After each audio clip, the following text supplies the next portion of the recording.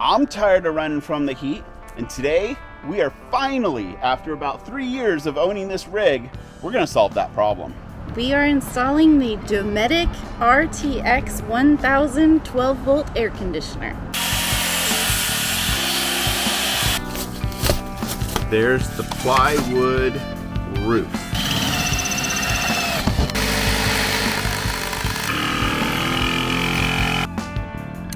There it sits.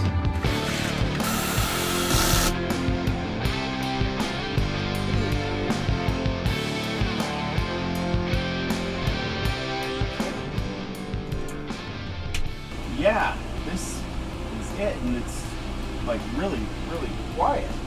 I hooked it up right, but I did not hook it up right. Hello, we are Ben and Rebecca, and this is our road puppy, Lucy. For the past 4.5 years, we've been exploring North America from top to bottom and coast to coast, all while working towards the dream of driving around the world. And you know what? Things are finally falling into place for us. Before shipping across the Atlantic, we need to prepare our camper for the adventure of a lifetime. But what we envisioned being a 2 to 3 week project snowballed into a 3-month-long renovation nightmare upon discovering hidden water damage. We've broken down the project into 5 videos. The Dometic 12-volt air conditioning installation, replacing a water-damaged subfloor, upgrading the toilet to a separate tiny, the renovation process as a whole, and then we'll wrap it up with a video about the mistakes we made so you don't make them yourself. Be sure to hit the subscribe button so you don't miss a thing, and we'd also love to get to know you better, so check out the membership program on our YouTube channel. Okay, let's get started with what you need to know about and the installation of the Dometic RTX air conditioner. Now, if you look below, you will also see chapters, and we set those up so you could just skip to you could skip right to wiring up the batteries if you like to. We do want to put out the disclaimer that this isn't a formal how-to video, but more of a how we did it video. Guaranteed there are better ways to do this, and if you know of them, be sure to comment below so that others who are in the same situation as us can learn from you. First up, how and why did we decide on the Dometic RTX series for our air conditioning solution? Well, we had a few critical things that we wanted. We wanted to be able to simply just push a button inside the camper to get air conditioning. We also didn't want to have to fire up a generator like a Honda external generator, or heck, even having to buy a generator. That was just all money we did not want to spend at this time. The other thing was a small footprint. We looked at mini splits, but they have units on the outside and the inside that are connected by an umbilical. Plus, you have to wire it up through your inverter so you can run it off of your batteries. We actually had available space on our roof that wasn't being used, so we didn't have to give up precious little inches on the walls of the inside of the truck.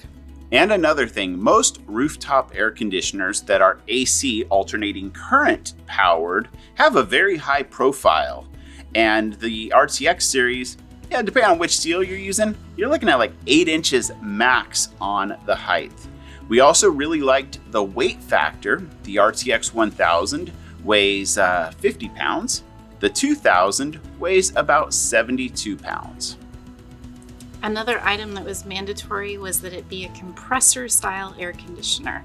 Air conditioners that are swamp cooler or evaporative typically only work in dry climates, but then they're useless when you get into humid climates. As is always the case with our truck, we wanted not to be limited on where we could go, but rather have options at all points. So we went with the RTX, which is a compressor style and actually dries out the air as well. And lastly, the Dometic RTX series has proven technology. We don't really believe in buying the first year model of anything, albeit a truck, a camera, or an air conditioner. The RTX series, the 12-volt technology, has actually been around and utilized in Europe for over 10 years. So the Dometic RTX series was actually designed with commercial trucks in mind, so that when truck drivers are resting, they can keep the cabs cool without having to idle. This is actually why the product was brought to the United States and why it was developed in Europe, because local emissions laws now prohibit you from sitting and idling. It reduces tailpipe emissions and things of that nature. What this meant for us was that we could actually run it off of our battery bank, and that was a crucial feature to an air conditioner for our truck. Yep, and there are two models of the Dometic RTX series, the 1000 and the 2000. The 1000 weighs about 50 pounds and puts out roughly 4,100 BTU. The Dometic RTX2000 weighs 72 pounds and is somewhere around 6,800 BTU. So you do have options depending on what kind of space you're working with. We did end up choosing the 1000 over the 2000, and you might kind of wonder why, because bigger's always better, right? But in reality, when we did the calculations, the 1000 was sufficient for cooling the size space we have in our truck. We also have an extremely well insulated camper habitat, and so we didn't really need that much to cool it down. Yep, and weight was another factor. See, our camper box is mounted on a 3-point subframe, which means it severely rocks when off-roading, and it's designed to do so. But the idea of adding 50 plus another 22 pounds to the very outward edge of that rocking pendulum just didn't seem like a good idea. The power consumption difference between the two units is nearly negligible. On eco mode, they both pull about 18 amps of power. And on boost mode, which is what you use to really cool it down, versus eco mode, which is once you've got it cooled to maintain it, it's about 55 amps. Yep, so our rig has 520 watts of solar on the roof and a 300 amp hour Battle-Born lithium battery bank.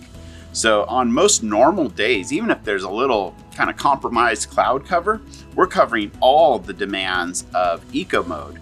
There's also auto mode, which is a mode that you will use quite often, and I'm guessing probably somewhere around 30 amps, but it varies quite often. So on a very sunny day, we're pretty much covering all the demands of the air conditioning. And then the price point, the RTX 1000 is about $2,400. The 2000 is about $2,700. So yeah, it is a little more expensive, but it's not a game-changing price difference. You gotta cover shipping too. Yeah. Now the answer to the question you've all been wondering: where can you get your hands on one of these cutting-edge units? Well, we did a fair bit of research, looked around a good bit. Van Life Outfitters helped us out, and Sam was fantastic. So if you'd like to purchase one of these, then just reach out to them and let them know that Outliers Overland sent you.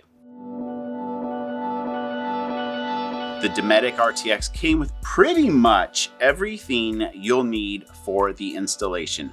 About 25 feet of cable for the power supply, all the connectors, bolts, braces, interior trim panel, 2 seals, remote control, template, and a manual in several languages. We ended up only having to buy a couple of extra things, one being RV ProFlex sealant, and 2 was an 80 amp breaker. That was our choice because we decided to use a breaker instead of just a fuse.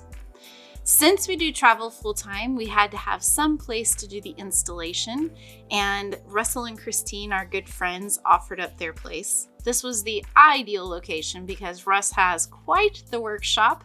He's well on his way to having pretty much every tool imaginable, so it's a great place to stop for a few days and get the install done.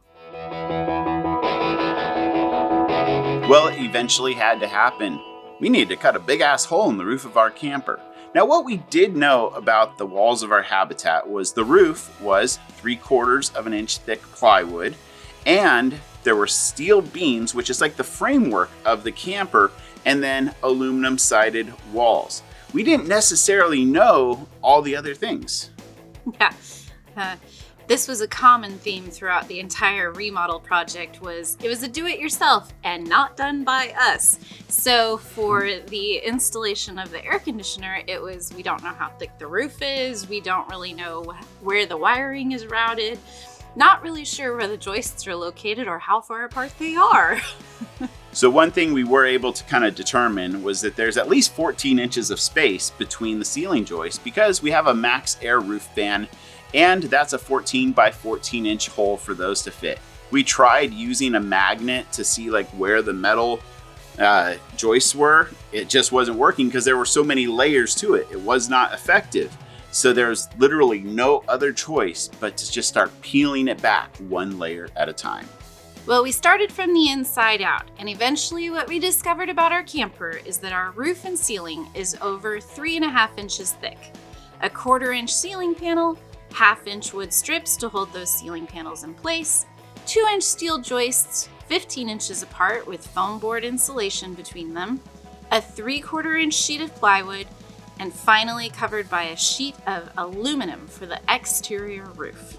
And this also meant that we were not going to be able to use the supplied template and that we barely had enough room for it to fit, which was 15 inches. Now that we knew where and how much we had to cut through, it was time to cut that big ass hole in the roof.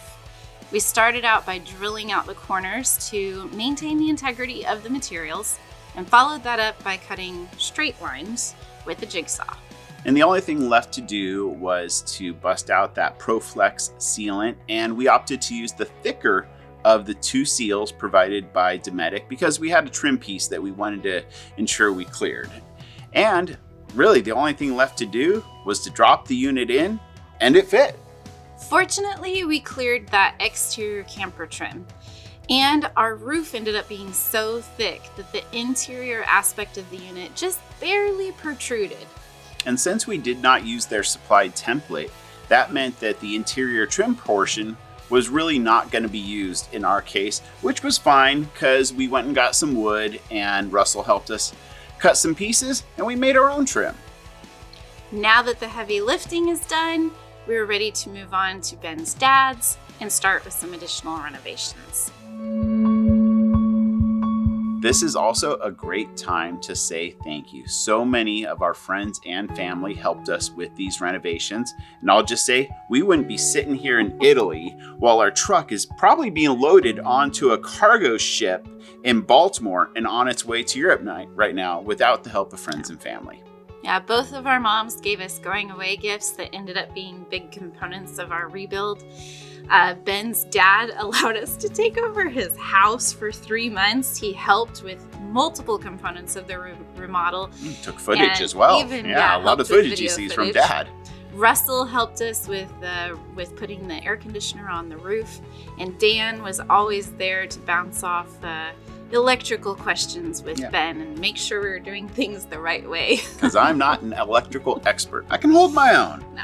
But we just want to say thank you. Yeah. We love you guys. Now that we've made it to Dad's, before proceeding any further with renovations, and now that the sealant has cured, we wanted to be sure to do a leak test on the roof. It's been probably 3 weeks since we installed it, so the adhesive on the roof has had plenty of time. But in 2 days from now, there's a 40% chance of thunderstorms. So our hand is kind of being forced, and I don't want to wait until the last minute.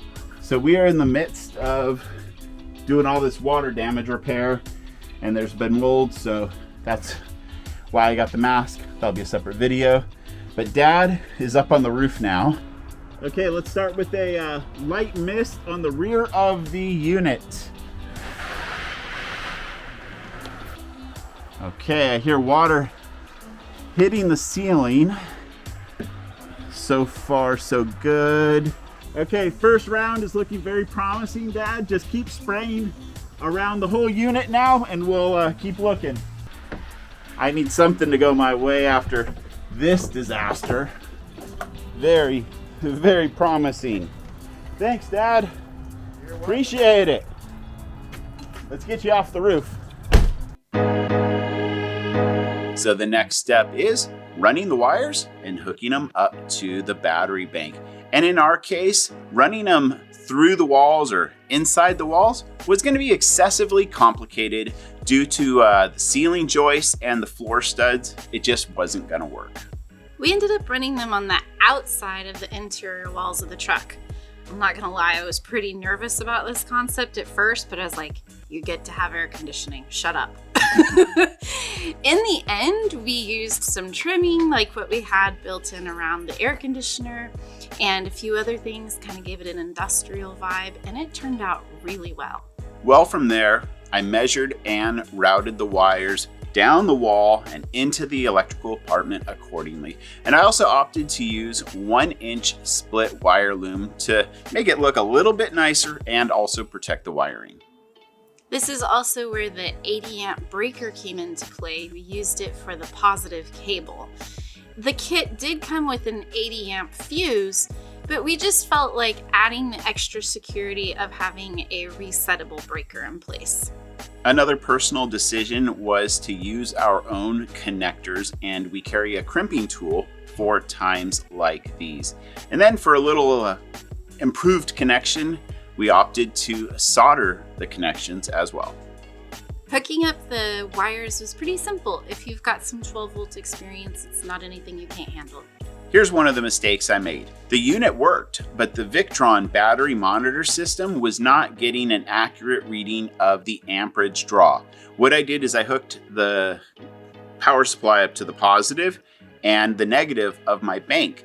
But in reality, I needed to put the negative, the ground wire, downstream of the shunt, which is what the BMS utilizes to get its readings. Pretty simple fix. And we also refreshed the settings on our BMS app, and we were in business.